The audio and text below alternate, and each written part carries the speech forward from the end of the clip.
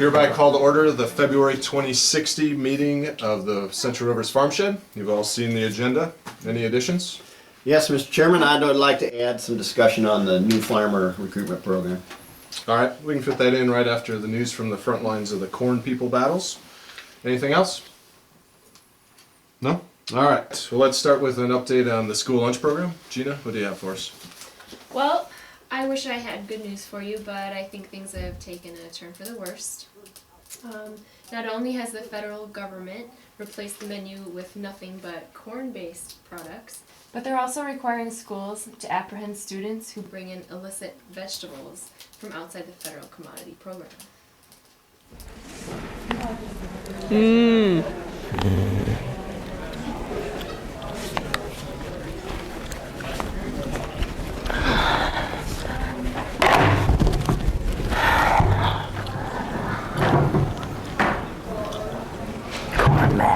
Corn mash every day. Syrupy corn mash again. This makes 30 lunches in a row. 31. You were absent last Tuesday. We had corn mash then too. I stand corrected. 1 whole month full of corn. I think I'm growing corn. Corn out of my ears. Don't joke about that. I used to have a cousin in Iowa. I'm pretty sure she's a corn person now. I'm sorry, Abby. You know I was kidding. I don't know what you guys are complaining about. I don't have a problem with the food.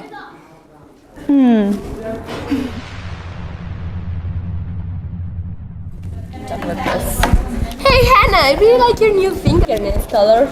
Really? I haven't painted them in weeks. This is just how they naturally look.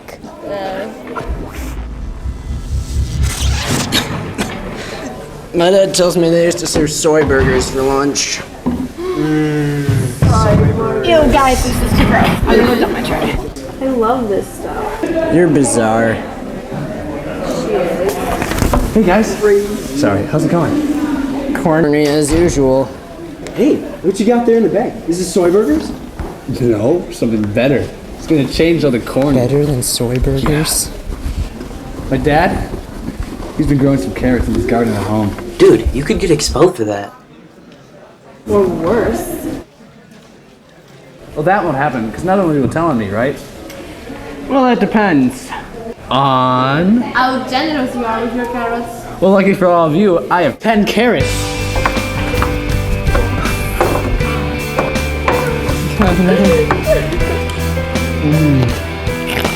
This reminds me of a summer day, just after the rain is cleared, and the wheat fields, the way they glisten and shine. It's delicious. Bellissimo! Magnifico! È un'esplosione di sapori! È come una collina! Le canzoni! Sento le campane! Non senti le campane! I bambini che giocano! Mio Dio, è così bello! What did she just say? I think she said it tastes good. Grazie, Billy. I love your carrots. You look a little obsessed over there. I should bring in carrots more often. You should. Aha! So you admit to sneaking in illicit fresh food? Nuh-uh, no way, no meester, no how. I told you, Mr. Mays. I told you they're sneaking in food from the outside. Nice job, Hannah. Maybe you would like to help yourself to some more corn mash. And as for you, young man, we have ways of dealing with locavores.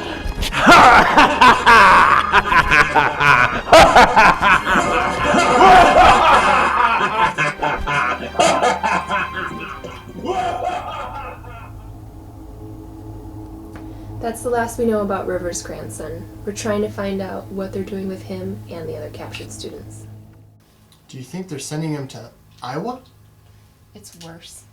No, you don't mean... Yes, Illinois. Unbelievable. All right, well, perhaps there's better news on the front lines of the corn people battles. Vinny, what's the latest news from there? Well, I have news for you. I'm afraid it's not good. As you all know, 5 years ago, Dr. Borlaug III patented his corn-human hybrid.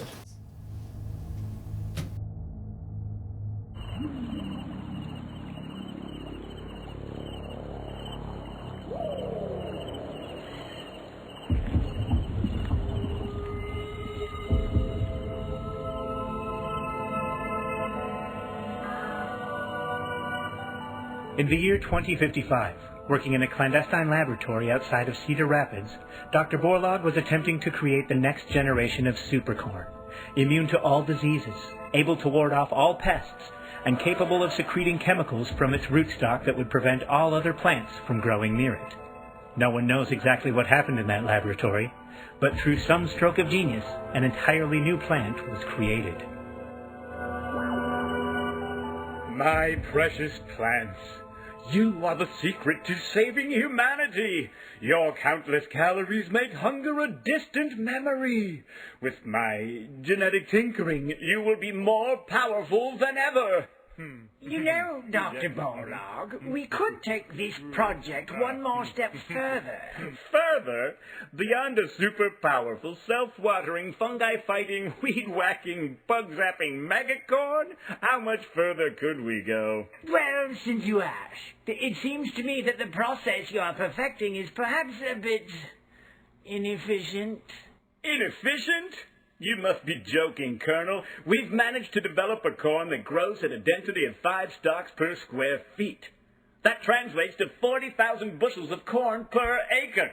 Enough to feed all of the planet's 15 billion people. I mean, come on. Well, you see, there's your inefficiency. You are growing corn to feed to people. That means you have to plant the corn, harvest the corn, process the corn, and then distribute it to the people. All right. What are you suggesting? Cutting out the middleman, or to be more precise, cutting out the man altogether. Wait, do you mean to say that... Yes! The human-corn hybrid! Think about it. The perfect combination of plant and animal. It would be the inevitable conclusion of your turbo-driven evolutionary science. Together, we can overcome all barriers to growth. Together, we can rule the world. I suppose you are right. There is a lot of inefficiency in a system that has to grow and process food separately from the people. All that driving and farming and paying attention to those pesky seasons. All right, you've convinced me, Colonel. High five. But this is a very experimental process. We should be extremely careful. I want to limit this new corn-human hybrid to a small test plot here in the greenhouse laboratory. Oh, sure. Sure, very careful. We can't be too careful.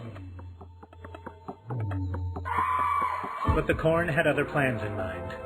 Soon the human-corn hybrids had escaped the confines of Dr. Borlaug's laboratory greenhouse, and they spread like wildfire, photosynthesizing year-round, liberated from their roots in the soil, consuming vast quantities of water and nitrogen fertilizer, and reproducing at an exponential rate.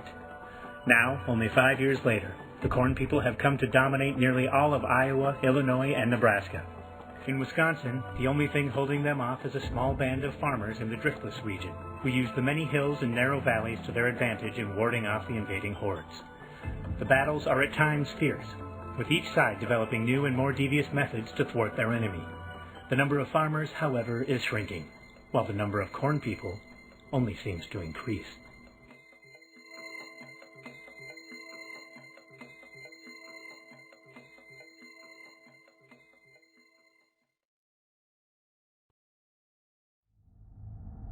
So in order to maintain the front in Viroqua, we need to stop this massive tide of colonel heads from taking over the entire state. So we need additional battalions of farmers. Entire battalions? Yes. Wow. Sterling, what do you think? That's a tall order.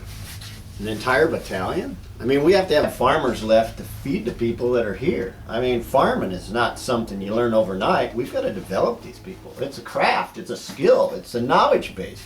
It takes years.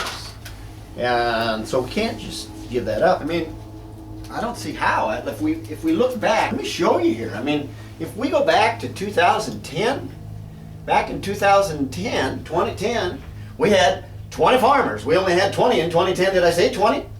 I said 20 in 2020. We had 30. 2030 we had 45. In 2040 we had 60. In 2050 we had 120. And then 2060 we had 240 farmers. Seems pretty good. Well, it's really not when you think about this. Corn people coming from, I mean, we're just talking one front in Viroqua. I mean, we got a whole state here for crying out loud. It's true. And we got, how you gonna garner a battalion with that few people? And if we look back at this other line, if we look back to just 2010, if we'd have increased it just by double, if we'd had 40 farmers instead of 20, just look what it would have done. In 2010 we had 40, in 2020 we had 80, in 2030 we had 160, and by 2040 we'd have been off the top of this thing.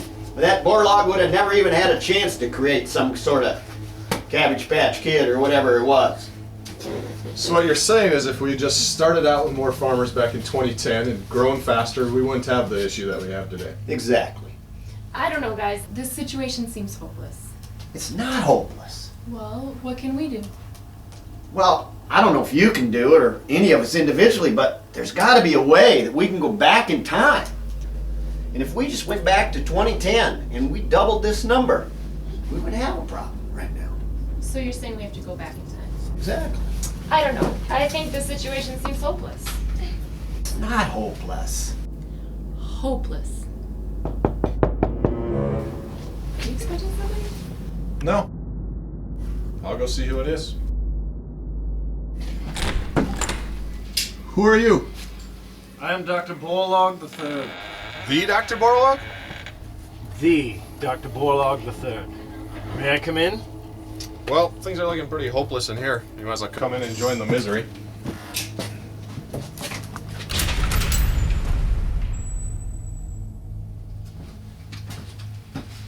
It isn't the evil Dr. Borlaug. Are you here to turn us into corn stalks? You want to turn me into a melon? I know you're all upset. I have to tell you, I'm not exactly thrilled about the outcome of this either. I just wanted to feed the world, make it a better place. But things got out of hand. Now I'm here to offer my scientific services to you. Well, you're too late. It's hopeless. Unless you could go back in time. Is there a way you could do that? Say back to like 2010? It's hopeless. Well, hold on now. It may not be hopeless.